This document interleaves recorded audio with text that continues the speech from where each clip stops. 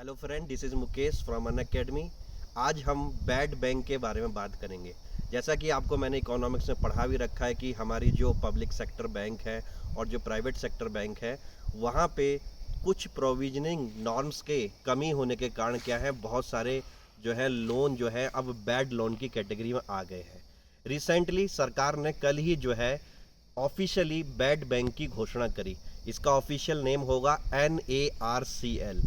NARCL मतलब national asset reconstruction company limited.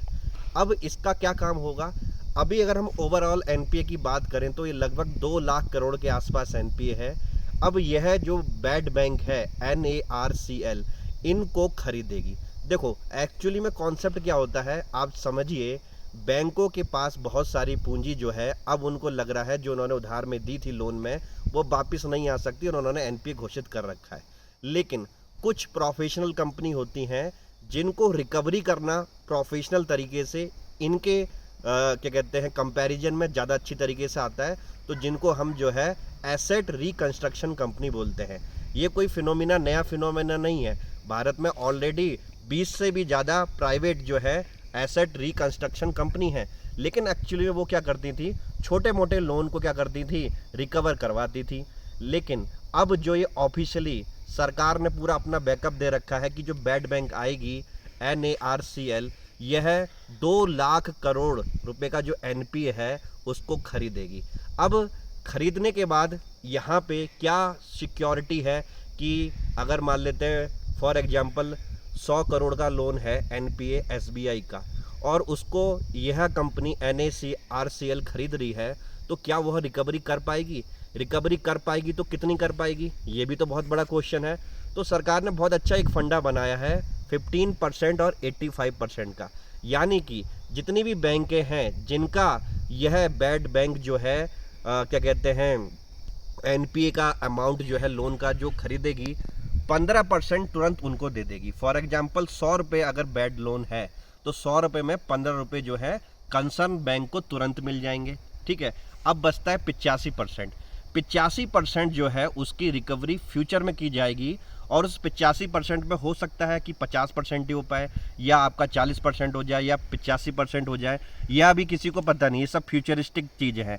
लेकिन फिर भी सरकार ने इस 85% को सिक्योरिटाइजेशन रिसिप्ट के रूप में क्या करा है, नॉमिनेट किया है, यानी कि क्लासिफिकेशन किया है।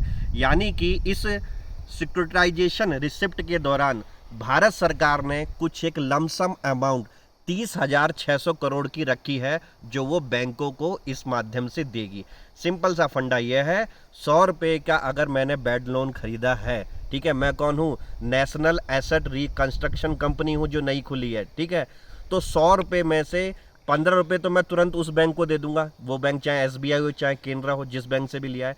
अब उस 85% की 5 साल के अंदर जितनी रिकवरी मैं कर पाया तो मैं उनको गारंटी देता हूं कि मैं उनको दे दूंगा।